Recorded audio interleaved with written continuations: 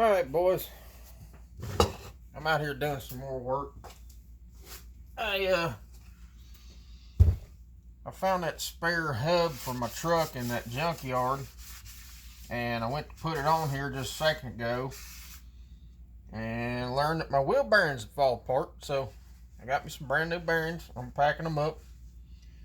While I'm working, I figured I'd talk a little bit and give y'all an update on my buddy's hound, his blue tick that I talked about. So he went and got him back today. I talked to him last night, night 4, something like that. He was still down. They said that he needed to be prepared to make a decision, which to me don't sound good. So it seems as though the vet called him back, and his other leg had started rotting a little bit. His foot wasn't looking, not say rotten, but his foot was swole up and tender, and they said his tail was looking the same way.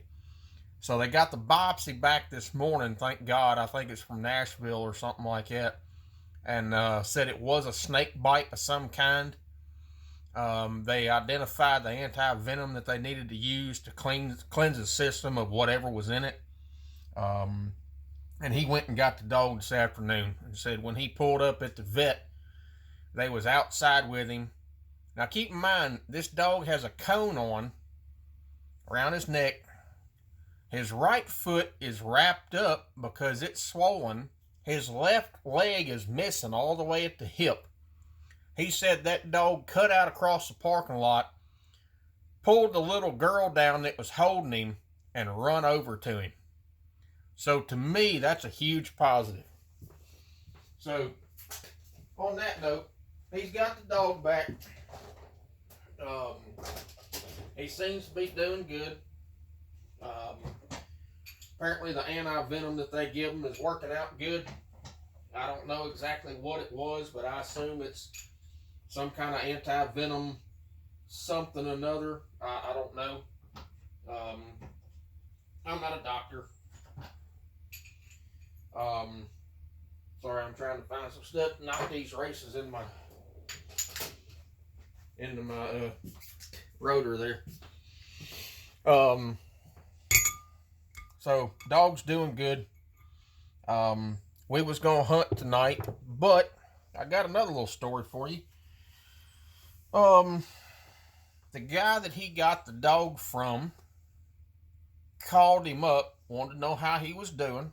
And of course, he told him everything. And he goes, well, I know you got a new pup. I got a new pup named DJ. He's 5 weeks old and 68 pounds. He's a big little sumbitch. And he come off of his blind dog and another buddy's dog. So that blind dog Duke y'all seen in the video, it's one of his pups. He goes, I heard you got a pup, and I want to tell you who trained Ruger. So Ruger's the dog that just had his leg cut off. Now you remember I told you that Ruger's one of the hardest treeing blue ticks I've ever seen, and that ain't no lie. My grandfather, I grew up hunting with my grandfather, not my dad. My dad never was a hunter. Of course, my dad wasn't a mechanic either, and look how I turned out. My grandfather, when he passed, had 12 coon dogs, and all of them blue tick. He was blue tick through and through, and I've got, that right there was something that I got from my grandfather. And I grew up going to those coon trials in Parsons. You know, the benefit hunt for St. Jude there in Parsons. I grew up going to that. Anyway, when my grandfather passed, of course, I couldn't take all of his dogs. My blue tick is off of one of my grandfather's litters, and his brother and his daddy are at my folks' house, and they're living their lives out on 6 acres. They got free range. They want to do whatever they want. The rest of the dogs ended up with a few good families.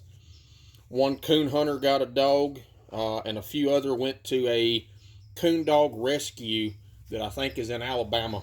And last I heard, they was doing good. But either way, I grew up around blue ticks, and a lot of the guys my grandfather hunted with were hardcore blue tick guys. And I gotta say, this is, excuse me, I'm spitting my tobacco out. He's one of the hardest treeing blue ticks. So anyway, long story short, I know I get off subject. The guy called, said, I know you got a pup. I want to tell you who trained Ruger. It's a guy in Kentucky. Can't remember the guy's name. Apparently he's damn good. So another buddy of mine got a little blue tick pup around the same time I got Jenny. Jenny is, she's getting close to a year, maybe 10 months or so. Anyway, this pup's about the same age. So I talked to Jonah a little bit ago, and he told me the dog was doing good. He wasn't going to be able to hunt tonight because he's getting up at 4 o'clock in the morning to go to Kentucky to take our buddy's blue tick pup up there to the trainer. He goes, man, I think this is a guy you really ought to take Cooper to. Now, Cooper's been to one trainer, and it's when he was young. And the guy straight up told me, he had him for 2 months. And he straight up told me, he goes, Cooper ain't never going to make a dog. Well, I refuse to give up on my animals. I got Cooper off a buddy of mine. I know it was a good bloodline. My buddy Billy is still hunting the daddy off of Cooper, and he's a badass dog. I know Cooper's got something in him. I just don't know how to get it out. So the guy that I originally took Cooper to said he wasn't going to make a dog. I didn't believe that. Of course, I've been working with him. He is a goober. I think he's barking right now at nothing. But I just don't believe that Cooper ain't going to make a dog. I ain't going to give up on him. So Jonah says, man, I think you ought to take Cooper to this guy. Well, I would, other than I got 7 dogs, 4 coon dogs, a little farm dog, and I got 2 inside dogs. One of the inside dogs pulled my old lady down the stairs yesterday morning. The stairs off my back deck are 5 or 6 steps, about 4.5, 5 foot. Pulled her off the top rung. She hit wrist first and blew her wrist to pieces. So now she's out of work. I just can't afford to send him to the trainer. And Jonah's telling me, well, I'll front you the money. That's all fine and dandy, but I like to leave friends as friends, and I don't want to owe a good friend money. I just don't. So he told me it ain't no problem. He would not mind loaning me the money, that he really thinks this would do Cooper good. I believe him. I just can't do it right now. So Cooper's going to stay here for now. He's taking that pup up in the morning. I want to see how that pup turns out. If that pup turns out, then I'm definitely going to save up some money and send Cooper up there to Kentucky and let that old guy work on him. See how it comes out. Because I'd really like to see Cooper do something. I really would. I'm going to keep working with him. I've been working with him 2 or 3 days a week and hunting him every chance I get. I don't get a lot of chances to hunt just because of my goofy work schedule. Every time I'm ready to hunt, all my buddies are at work, and there's not a lot of property I can hunt around here by myself other than some of the public land. And some of that public land, you can't ride a four-wheeler. You can't take a truck. You can't take a side-by-side or nothing. And it's some hard walking because none of that stuff's ever been logged. A lot of it's bottoms property. It's hard hunting. Plus, I really don't like hunting areas that I don't know. I don't know the lay of the land. Everywhere else that I go hunt, I know pretty well, and I know what I'm getting myself into. I don't want to get him off somewhere and him decide that, he wants to run 900 yards. I've had that happen.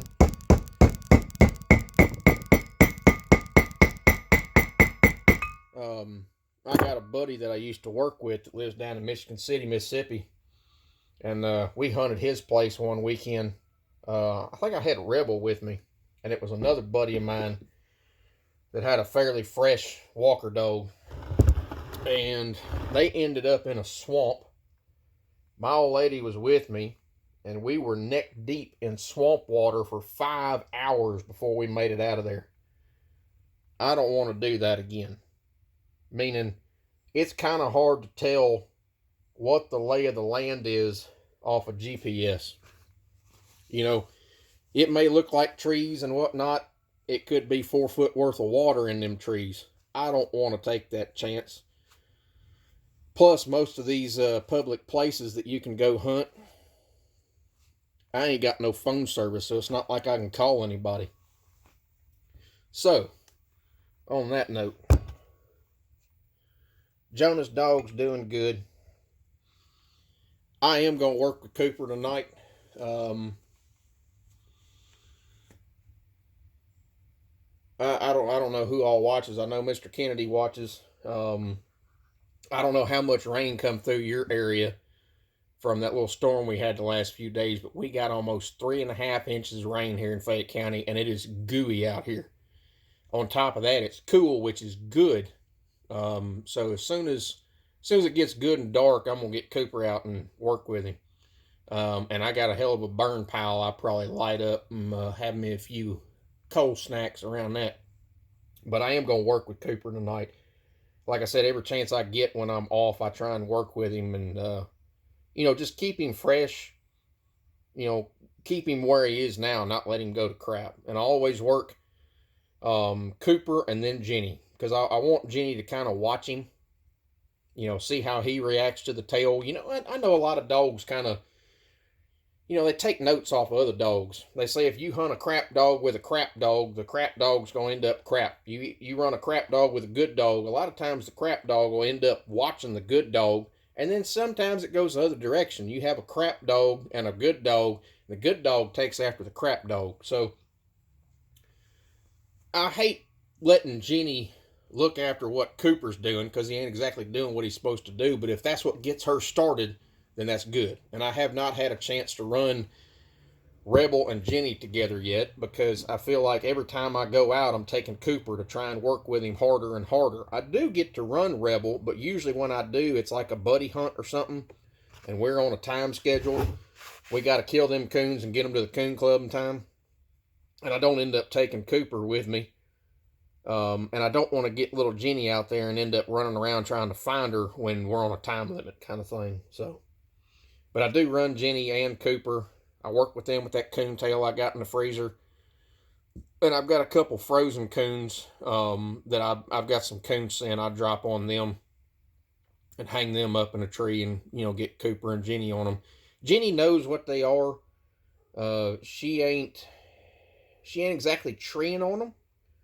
She knows what they are. She plays with them. She kind of, growls at them. She ain't full on, treeing on it or nothing. But I think she's going to make a dog. The guy I got her off of, I had hunted with the male and female, the litter that Jenny come out of, and they were badass tree dogs. So I got high hopes for her.